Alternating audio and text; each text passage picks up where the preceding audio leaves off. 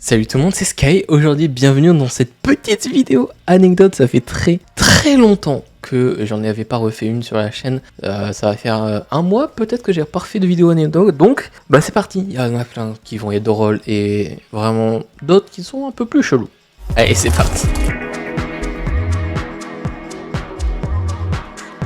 La première anecdote, c'est que le week-end, donc le premier ou le deuxième week-end des vacances, nous sommes allés à Paris pour faire une journée là-bas, donc visiter par exemple le Cité de l'Histoire et d'autres musées, donc notamment le musée de l'Histoire, aller manger au Bouillon, faire visiter un peu les galeries Lafayette et visiter notamment le musée Grévin. Voilà, je voulais le faire depuis un petit moment. Et ça fait que lors de cette journée-ci, on a eu deux choses. Donc en gros, là, ça va être deux anecdotes en une. La première, c'est que j'ai vu une Lamborghini à Paris. Voilà, donc sur la route, j'ai vu une Lamborghini et même plus qu'une Lamborghini, 3-4 Lamborghini qui étaient là en train d'être sur la route pour aller d'un point A à un point B. Voilà, donc c'est la première fois où j'en vois vraiment une de ma vie aussi proche et avec des styles différents, donc c'est la première anecdote.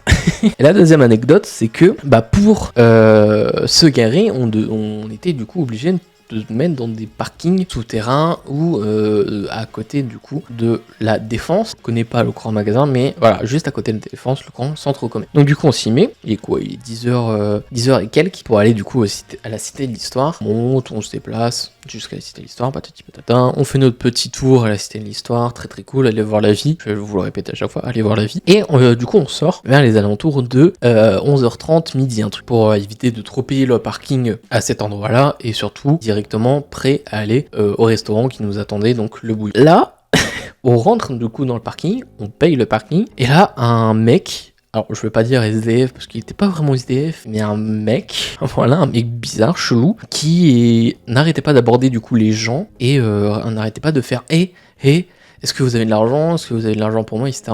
J'imagine qu'il disait ça parce qu'on passait vraiment à côté. Et là, je ne sais pas pourquoi, ce mec alors, ce mec nous a pris en filature, genre vraiment, de l'endroit pour payer jusqu'à notre voiture, donc on avait quelques mètres à faire. Il nous a suivis en gueulant « et vous là, et vous ?» Et j'étais en mode « mais mon ref, laisse-nous tranquille, laisse-nous tranquille !» Et donc du coup, on rentre dans la voiture, on l'ignore totalement, et là, il vient sur le côté gauche de la voiture, il fait « et que vous n'amènez l'argent ?» Il fait « J'avais envie de lui montrer mon téléphone, et de lui montrer que, voilà, mon ref, je suis prêt à appeler la police. Voilà, parce que ce genre de choses, c'est un peu illégal, et t'es flippant, mon ref, donc on va pas t'aider si t'es flippant. Donc voilà, c'était la petite sortie à Paris, qui était bizarre, mais en même temps très cool, et ouais, ça m'a un peu fait peur. Je vous avoue, parce qu'à tout moment, il sort un couteau, il sort un truc, machin. Alors même si on était dans la voiture, j'avais quand même peur, parce qu'il suffit qu'il pète la vitre, il te chope, il te prend le couteau, enfin, tu peux t'imaginer tout et n'importe quoi. Et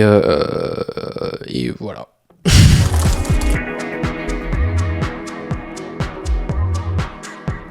La prochaine anecdote, c'est que j'ai dû parler en anglais pour donner des indications à un étranger pour aller d'une gare à l'autre. Et je me suis quand même pas mal démerdé, malgré mon niveau d'anglais bien dégueulasse. Mais ça allait, c'était des indications genre de tu continues ton droit. Après, une fois que t'es dehors, tu tournes à gauche et c'est à X kilomètres. Et même malgré mon anglais un peu catastrophique, j'ai pu m'en sortir, mais j'ai dû quand même utiliser genre Google Maps pour dire que là on arrivait à ce point-là et que si vous voulez aller au point là où il voulait, il suffisait juste de suivre la petite flèche, donc avoir un minimum de repères. Après, moi je t'avoue, je connais cette gare par cœur, je connais les endroits par cœur, donc du coup j'étais en mode mon ref, c'est simple, alors que l'expliquer, c'était beaucoup plus simple et simple aussi pour lui pour se retrouver. Et il était tout mignon, le monsieur, parce que il avait téléchargé du coup le plan, du coup avec les différentes directions, etc.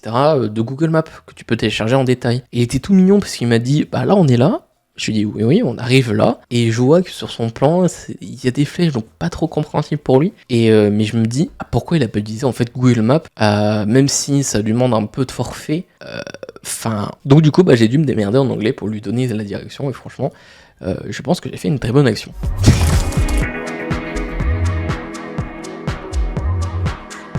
En parlant de train aussi, autre anecdote dessus, c'est que on a raté notre train. Voilà, on était parti pour aller faire un marché de Noël en train parce que j'avais accès à la carte TER moins de 26 ans. Donc du coup, grosse réduction sur le prix, au lieu de payer 50 €, je crois qu'on a payé 16 € aller-retour, ou aller seulement. Donc du coup, c'était beaucoup plus sympa, plus simple, puis la voiture aérienne, c'était beaucoup trop cher. Donc du coup, on va à ce marché de Noël, et pour y aller, il y a un train, tu montes dedans, ça veut direction l'endroit où on veut aller. On prend, nickel, on s'est contrôlé, le monsieur est trop sympa, il nous a dit, bah, vu que vous êtes 3 et que vous avez pris un ticket à 3, bah voilà. J'ai pas besoin de contrôler lequel, on arrive à la ville, tout se passe bien au niveau de la ville, on fait un petit tour de train, on visite un petit peu, on goûte plein de choses là-bas, on visite, et vient l'heure du retour. Voilà.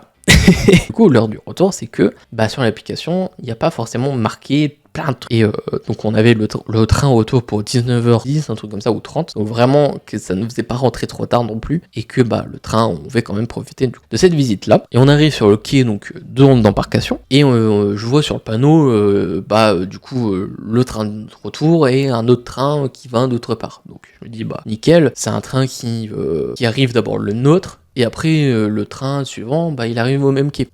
Konini. En fait, c'était juste le même train, le même long train, donc un bon gros TGV. C'était pas vraiment trop bien indiqué que le train allait être séparé. Donc du coup, on prend n'importe quelle porte en pensant que c'est le train qui va direction l'endroit où on allait s'arrêter pour rentrer. Et je vois que c'est pas du tout ça, c'était direction Dunkerque. Alors comment dire qu'il y a à peu près genre 2 heures de route peut-être pour rentrer. Voilà, ça fait un peu loin Dunkerque de chez moi, donc et heureusement qu'on est sorti. Donc du coup on commence à courir, etc. Parce qu'on demande à une contrôleuse de gare qui nous dit non, le train que vous voulez prendre, c'est tout devant. Comment ça, moi, je tout devant? Donc du coup on commence à courir. Ils nous disent c'est trop tard, le train il est parti. Comment ça, le train il est parti? En fait, ils étaient en train de décrocher les 2 gros wagons entre guillemets du premier train et du deuxième, alors qu'ils sont arrivés en un seul bloc. La logique de la SNCF, tu vois, de pas prévenir et de pas laisser les gens, complètement débile. Donc du coup ça fait qu'on a dû prendre le prochain train à 20h30, un truc comme ça, donc presque 1 heure après, alors que c'est débile,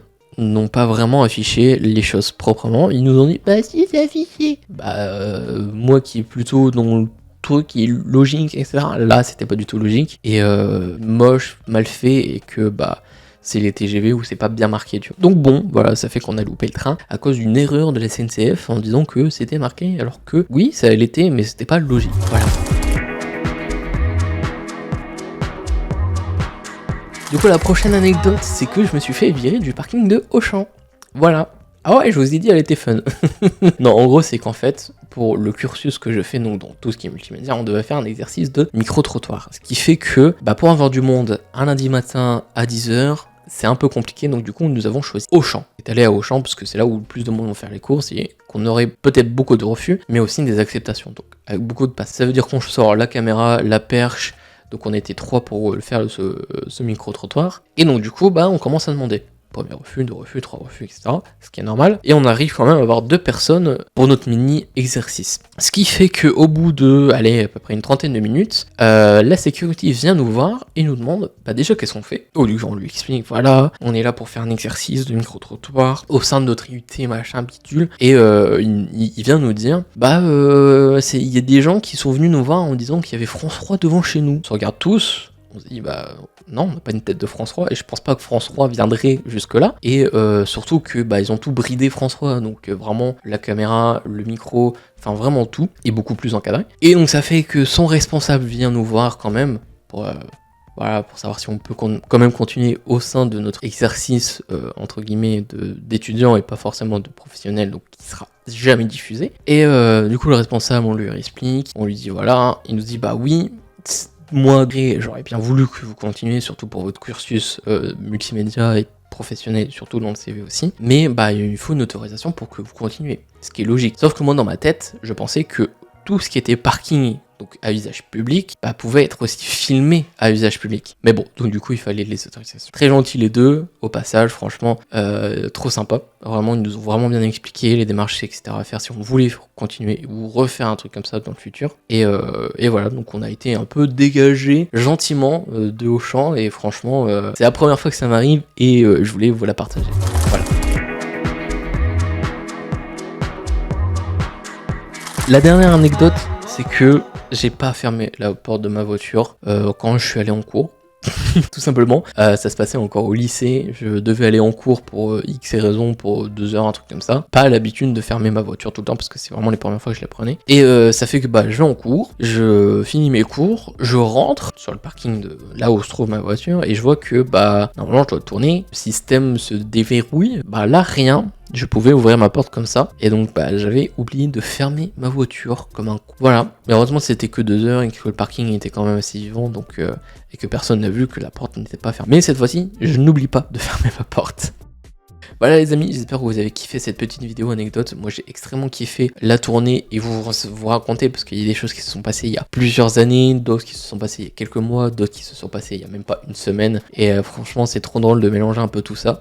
Et que bah vous aussi ça vous fait kiffer de voir un peu les anecdotes d'un mec banal qui parle de ça sur YouTube. Voilà, parce que entre gros youtubeurs tu peux avoir beaucoup plus d'interaction avec le monde extérieur. Alors qu'un petit créateur de contenu qui est connu de personne, t'as quand même de bonnes anecdotes à parler et de différentes choses que tu as vécues. Voilà.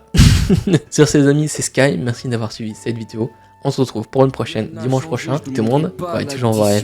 Ciao. Je rêvais d'une vie normale sans obligation. Malgré toutes ces épreuves, je suis resté passionné. Je voudrais avancer normal sans obstination. Je me suis fait emporter, je crois que j'ai failli à ma mission. Et je sais que je t'ai déçu, mais j'ai fait de mon mieux. Mais j'ai failli à ma mission.